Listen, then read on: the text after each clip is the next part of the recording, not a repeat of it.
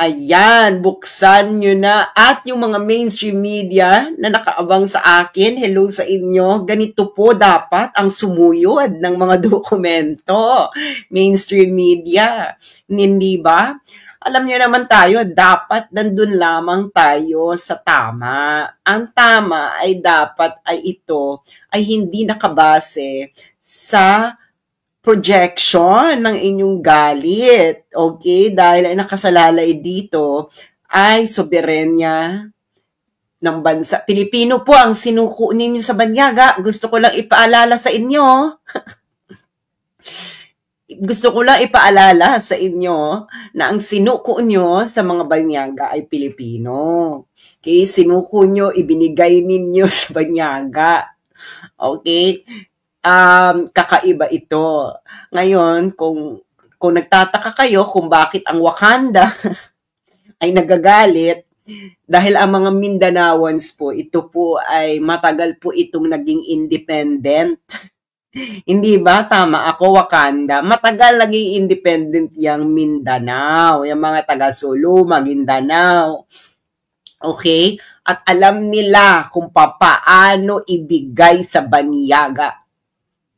Alam yan ng mga taga-Mindanao. Dahil yung mga taga-Mindanao, ibinigay sila sa mga banyaga. Tama? Basahin yung history. Kaya yung taga-Wakanda, alam nyo, hindi nyo yan magugoyo, yung mga taga-Mindanao. Hindi ba? Kaya, Wakanda forever. Wakanda forever tayo, lalo na si, Black Panther. Inaapi nila si Black Panther, Wakanda forever. Okay. Ano na tayo? Ang ipipresent ko po sa inyo ngayon ay ang tinatawag na information on the surrender and transfer. Ito yung pinifill upan sa ICC pag may sinurrender na. So, pinifill upan ito ng, sino ba nag-fill up dito? Pinifill upan ito ng, sino ba signatory? Ito ay pinifill upan ng ICC representatives. Tapos, meron pang signature ito ng representative ng Philippines at ang representative ng Philippines nito ay ang ambassador natin. Ang ambassador natin sa Netherlands. Okay, ambassador natin sa Netherlands. Kaya, hindi nyo na kami maluloko. Hindi na kami magpapaloko dahil ano ba? Ilang beses tayo binudol? Paulit-ulit na lang. Ano ba tayo? Meron ba tayong battered wife syndrome? Okay. I-recap lang natin ang nangyari. Naalala nyo na, nung diniscuss ko ang Article 59. Hindi ba? Ako una nag-discuss niya, wag na kayong magloko-lokohan dyan. Mainstream media, yung mga expert na ini-interview. Ako ang unang nag-discuss. Pumutok ang nag-viral ang video ko. 1 million in a day. Can you imagine? 1 million in a day. So, naloka kayo. Ngayon, kung ano-ano na ang pinagsasabi nila, dahil nga, paano mo nga naman mapipigilan? Tama ako. I am 100% correct. Okay? Ngayon, etong si Claire Castro, pagkatapos nun, may sinabi siya. Sinabi niya, former President Rodrigo Duterte will have to face a local court in the Netherlands before being brought to the International Criminal Court. Bakit daw siya dadalhin sa harapan ng korte ng Netherlands? Dahil daw, yun daw korte ng Netherlands ang mag-a-assess kung tama daw ang pag-aaresto dyan sa Pilipinas. Ating Claire? Ganun ba nangyari? Ito naman GMA News, asan na? Ba't hindi yung sabihin fake news si Claire? Ayaw nyo masabi. Bakit? Nasa payroll? Alam namin, ang kalakaran yung media, no? Tigilan nyo kami. Okay. Kiss, hindi yun na nangyari. So, si Ating Claire, hindi niya na malaman kung paano aayusin ang mga buhol-buhol ba? Kung ano pinagsasabi ngayon. Ating Claire, kung nagsasabi ka ng totoo, hindi mo na kailangan magpabalit-balit ng utak. Ito naman si Ating Claire, parang, tapos, hindi na sila magkanda-ugaga. Okay, dahil hindi na nila mas balusutan yung sinabi ko. Ito namang si Guaping, si Asek Nico Clavano, na spokesperson ng Department of Justice, sabi nila, biglang sila lang naging competent judicial authority sa Pilipinas. Hindi ba? Di ba parang, natulog lang kami, kayo na yung competent judicial authority? Parang, and this is an admission of usurpation of authority. Spokesperson ka eh. Tapos ang nag-post pa nito, Philippine Information Agency, ibig sabihin state-controlled press. So, hindi ito fake news. Sinabi mo yun, an admission of usurpation of authority. So, in normal situations, usurpation of authority ito. Dapat magagalit dito ang korte. No? This is a violation of the Constitution. Pero dahil hindi na nga tayo normal situation, pwede ito. Diba? Ano na tayo? Nasa bangag times. So, pag sa non-bangag times, sa sober times, kakaiba to. Manuloka ang mga tao. Magagalit ang korte, hindi ba? Pero dahil nga nasa bangag times tayo, parang okay lang ito, hindi ba? Okay, ano ba yung naloka sila? At saka ko ipepresent ang very fashabog na dokumento straight from The Hague, from the ICC. Okay, recap lang natin, para inform kayo para inform kayo mga mamshi at mga taga Wakanda forever. Okay. Okay, yung nasa taas, yung mga blue boxes, facts yan, facts. Yung pula, yan yung law. Yan ang nasa Article 59 na paulit-ulit ng pinag-uusapan, yung tinanong ni Karen Davila na hindi nila masagot ng tama. Okay, kasi ano yung mga isa nilang kabangagan? Sabi, ito pa yung isa nilang kabangagan na mga binabayaran nilang mga social media influencers na nagpapakalat na wala namang alam. Alam mo naman yung jukebox ko nung ihulog mo siya ang kanta. Sabi nila, hindi na raw ito nag-a-apply itong Article 59 dahil hindi na raw tayo miyembro ng ICC. Yan ang sabi nila. Sabi ko naman, kung hindi ka na miyembro ng ICC, bakit mo inaresto? Pwede ba yun yung warrant applicable? Pero yung serving ng warrant, ayon dun sa batas nung nagbigay ng warrant, hindi na applicable. Ano ba to? You cannot choose things based on your feelings. Okay, ito ang procedure. Tanongin ito sa mga lawyer na kakilala nyo. Ang procedural justice po, largely, check yan. Pag may isa ka dyang hindi na check, ay, lagot ka. Mayroong deficiency sa procedural justice. Okay? Okay? Parang checklist lang yan. Para ka lang nagsha-shopping yan. Nagawa ba to? Check. Ito ba nagawa ito? Check. Isa lang dyan ang hindi mo nagawa. Meron ka ng flaw sa procedural justice. Okay, yun ang first cut analysis. Of course, merong substantive. Hindi ba? Hindi po pwedeng nagawa, pero hindi naman substantive yung pagkakagawa. Mali din yon. Okay? Procedural justice flaw din yon. Okay. So, ito na ang facts. Nakita nyo, napanood nyo ito. Hindi na kami pwedeng paikot-ikutin. Inaresto si Digong. Mula saan? Alam nyo, mula sa aeroplano pa lang, hindi ba? Na parang, todo? After inaresto si Digong, saan siya sa dinala? Villamor Air Base. Ano ang Villamor Air Base? Military Air Base. Pagkatapos niyan, di ba? Sumunod doon, isinakay sa eroplano, umalis ang eroplano ng Pilipinas. Okay.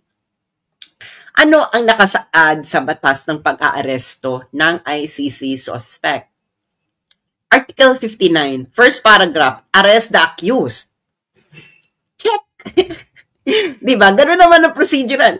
Arrest the accused. Did they do it? Check. Article 59.2, paragraph 2. Iharap ang akusado sa competent judicial authority ng custodial state. Sino yung custodial state? Yung umaresto. Ginawa ba nila? X. Again, ginawa ba nila? X. Anong sinabi ko? Kahit isa lang na step sa procedural justice ang hindi mo nagawa, may flaw na yan sa procedural justice. Alam ng mga abogado yan. Okay, next. Next step. Ang competent judicial authority, susuriin ang warrant, process, kung nirespeto ba ang karapatan ng accused. Hindi mo nga hinarap. Kung hindi mo hinarap, malamang yung susunod na step, X. So, X. Strike 2 na. Pagkatapos nun, yung akusado, sa Pilipinas pa lang, sa harapan ng competent judicial authority, pwede siyang humiling ng interim release. Doon pa lang sa Pilipinas. Hindi nagawa ba ni Digong, pinagawa ba ni Digong? Hindi nga, kasi nga hindi nyo nga hinarap sa competent judicial authority. So, X. So, sa lahat ng steps na ito, dalawa lang ang nasunod nyo. Yung step 1, hindi ko na ibibigay yung lahat ng step dito. Yung step 1, yung arrest the accused, saka yung pinakahuling step, sa napakakabang steps, yun yung surrender na sa ICC. So, yung middle lang mga steps, hindi nyo nagawa. Step 1 lang, saka step 7. Ano ba to? Parang fast forward? Ano to? Pinas forward nyo? Quantum leap. Hindi ba? Bigyan ng teleportation. Ay, wala na step 2, 3, 4, 5, 6. Step 7 kaga. Okay.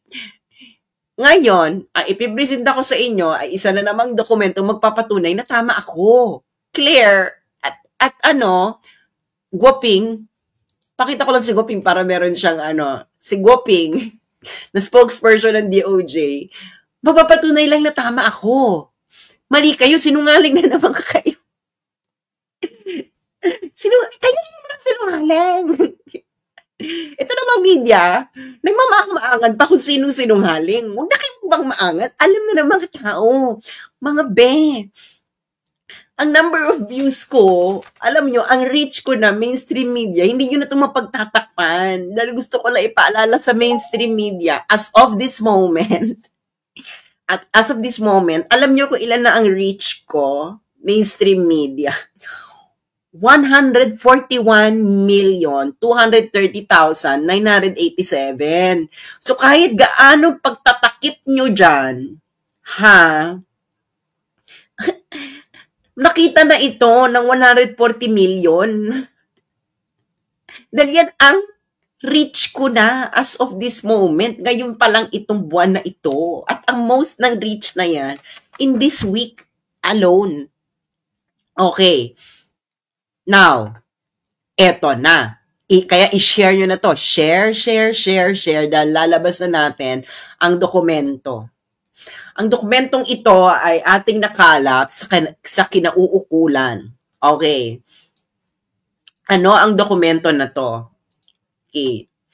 Yung mga pulis na nakikinig sa akin, kung na kayo magmaang-maangan. Okay. Ano to? Ano tong papakita ko? Ang papakita ko sa inyo, palalakihin natin. Okay? Ang information on the surrender and transfer. Familiar dito ang mga pulis. Okay? May mga booking to parang booking. Alam niyo na booking, yung mga kayo maging kaligatan, di ba? Booking and arrest form, parang ganyan yan, di ba? Okay, eto na, straight from the International Criminal Court. Okay. Ngayon, so makikita mo na case number, ICC 0121 situation in the Republic of the Philippines. Warrant of arrest. So, ayan yung warrant of arrest. Pak! Name of the arrested person, Mr. Rodrigo Roa Duterte. Kinonfirm ni Digong nung na-arrest. So, saan nangyari tong saan siya na booking? Sa Rotterdam, sa Netherlands. Ang Rotterdam po, katabi lang po itong city ng The Hague. Okay. So, ang ICC representatives na nandoon, na pinipirmahan ito, ay ang head of the Judicial Cooperation Unit, Judicial Cooperation Support Section. Okay. Now, sino ang representative ng Pilipinas nang ito ay fill-upan? Ang ambassador ng Pilipinas sa Netherlands na si Ambassador Marcos Lakinalaw. Lakinalaw ba to? Lakinalaw. Ayan. Okay, ang sabi dito, ito ay to be completed prior to the surrender. Ibig sabihin, bago to dalhin mismo sa detention facility ng ICC, pipil upan ito. Okay, ano ang mga check ba? Check. I-check, lalagyan ng check dito. Okay. Okay. Eto. Kasi importante ito. Okay? Okay. First, na dapat ma-answer ng yes or no. O, Quadcom. May kayo sa yes or no, di ba? Assistance of the interpreter during the surrender procedure. Yes or no? Not applicable. Kasi marunong naman mag-English si Digong. So, not applicable. Okay. So, hindi kailangan bigyan ng interpreter. Okay. Eto na.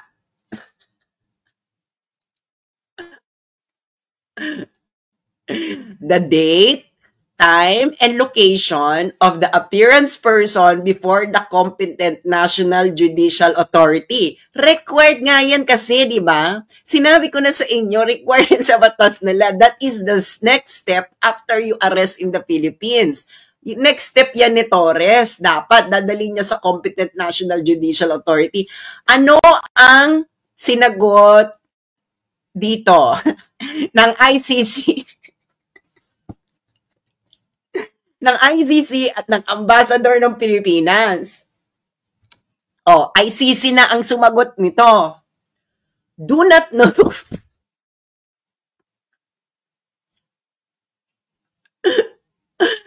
Ano mga pulis, mga sundalo? Oh, loyal pa ba kayo sa Constitution? Sana loyal talaga kayo sa Constitution. Oh, ICC. Galing ito sa ICC. Ang ICC ang nag-fill up nito. Kangaroo court kayo. Kaya sinasabi ko sa inyo, yung ICC na yan, during this trial of Digong, feeling ng ICC, jackpot na sila. Hindi nila alam. Hindi nila alam. Yung kakutsaba nila,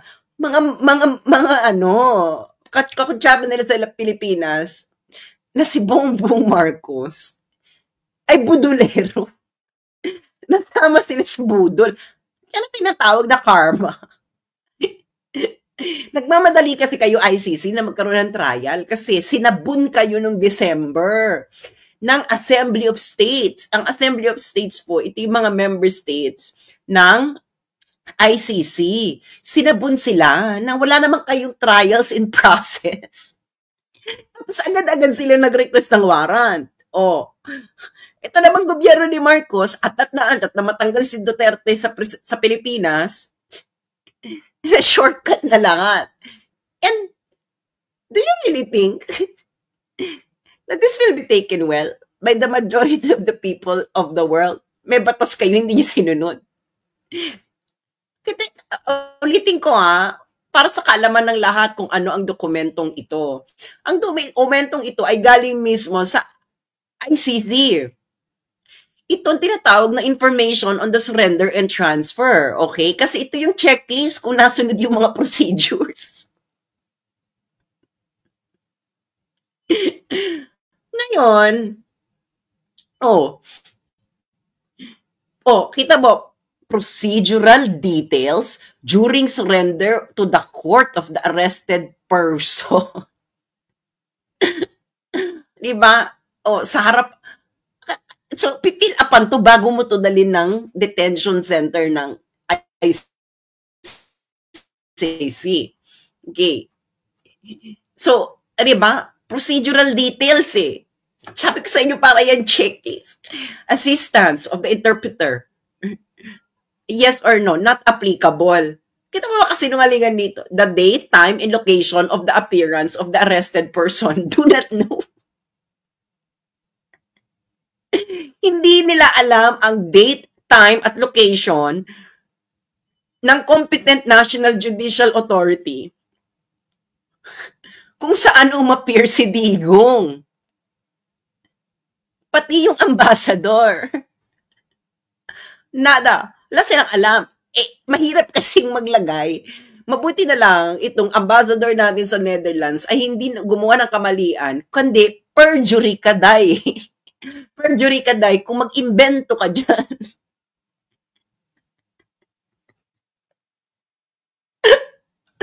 Do not know. Hindi namin alam kung nasaan. Asan ba yung competent judicial authority? Sandali lang ha. Do not know. Hindi sana, kinonsult yung si Miko Clavano dahil sila naman daw ang competent judicial authority. Dapat sinabi ni Miko Clavano sa ambassador, spokesperson ng DOJ, na sila yung competent judicial authority. Pero mahilak nga kasing magsinungaling. Perjury ka kasi. Pero ito sinabi ni Clavano, that's already an admission of usurpation of authority. Hindi ba? Pero, tagalin ka muna nating gwaping ha. Pero ito, sa ICC document, the date, time, and location of the appearance of the arrested person before the competent National Judicial Authority do not know.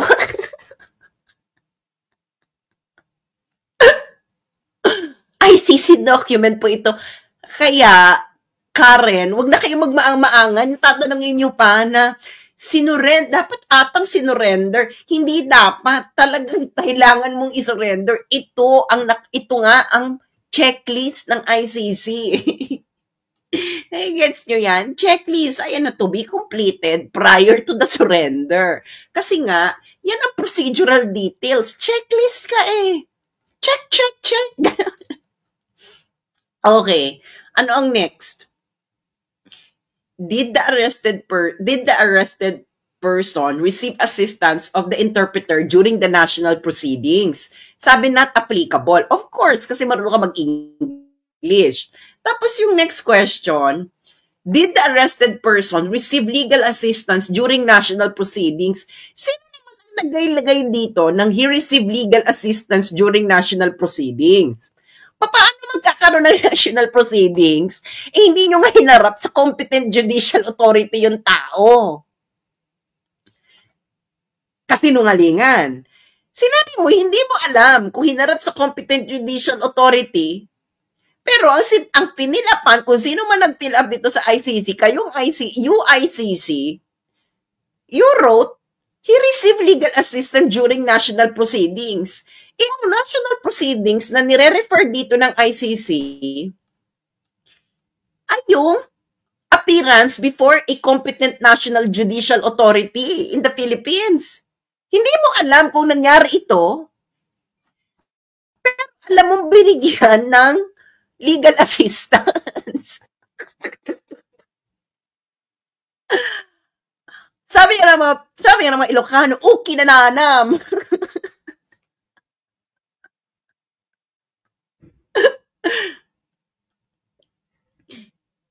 Pwede ba yun?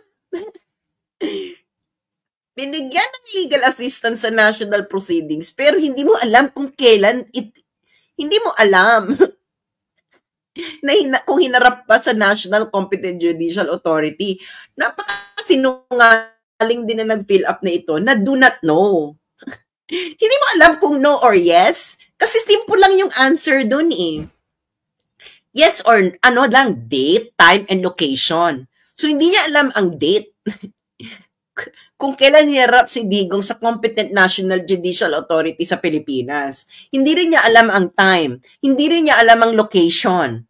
Itong paghaharap sa Competent National Judicial Authority, ito yung national proceedings. Pero, alam mo na binigyan siya ng legal assistance. Doon sa national proceedings. Hindi mo pwede yun.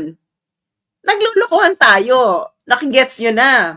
The International Criminal Court has to be shamed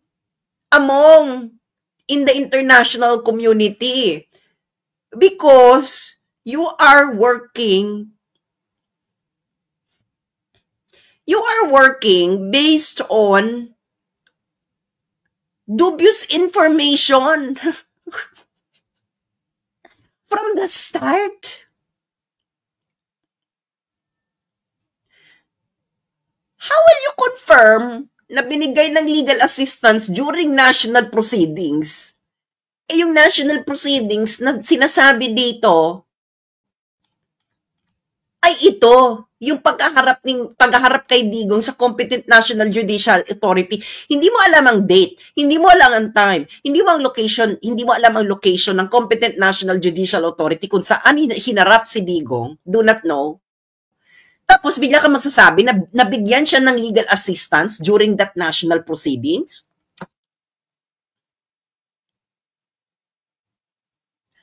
Hala oy goy, hala oy doy. Uki na nanam. Ang Ilocano, ito ang tinatawag na uki na nanam. Puksaan tayo nito. Okay? Tama ako mga friends? Napakasimple, di ba?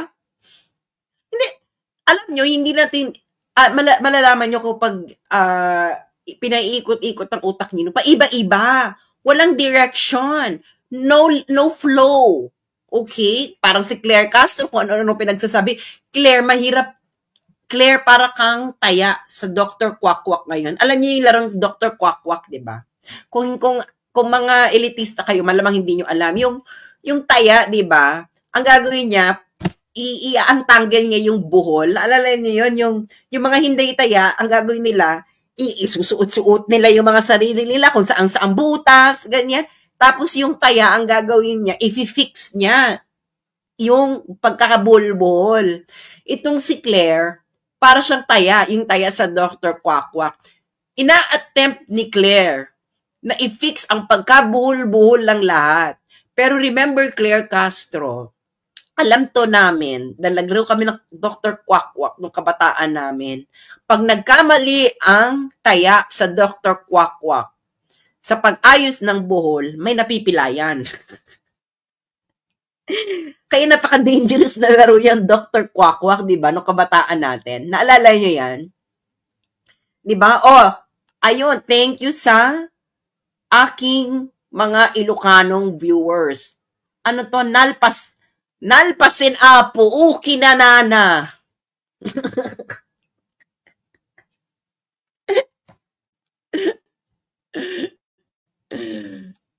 The date and time of location of the appearance of the arrested person before the competent national judicial authority do not know. Yan ang sagot ng ICC. Sa booking, sa procedural details ng pagkakaaresto kay Digong. Do not know. Hindi alam. Pero alam na may legal assistance. So, ano yung national proceedings? Inaresto mo lang. Doon ka lang nagtapos. Pero, hindi mo ginawa ito. Itong pinaka-importante. Bakit yan ang pinaka-importante? Kasi, after tanungin kung binigyan ba ng interpreter si Digong sa Pilipinas, ang tanong na, anong oras ba yan? Anong oras ba yan? At araw?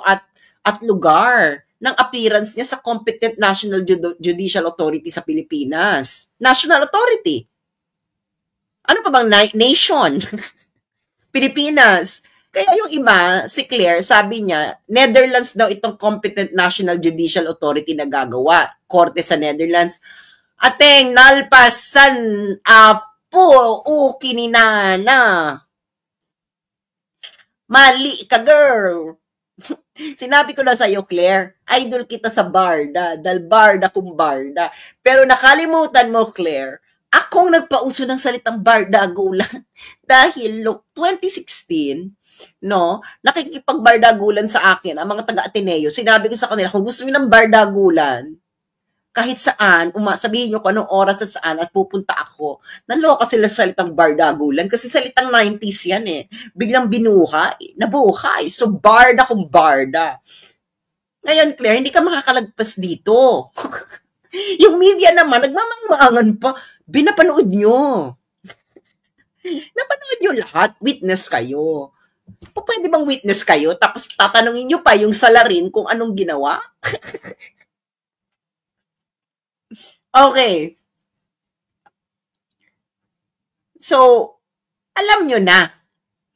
Alam nyo na. Alam nyo na, di ba sinabi ko na sa inyo, isa kong expose, na hindi totoo ang sinabi ni Bongbong Marcos, na nagko-comply lang sila sa Interpol. Ang ginawa nila, sila nagbigay ng suggestion sa ICC. Si Bongbong, gobyerno niya, sila nagbigay. Sabi nila, padaanin nyo sa Interpol. Pag pinadaan nyo sa Interpol, isi-serve namin ang warrant. Yaan ang sinabi ni Bongbong Marcos. Nasa dokumento yan ng ICC.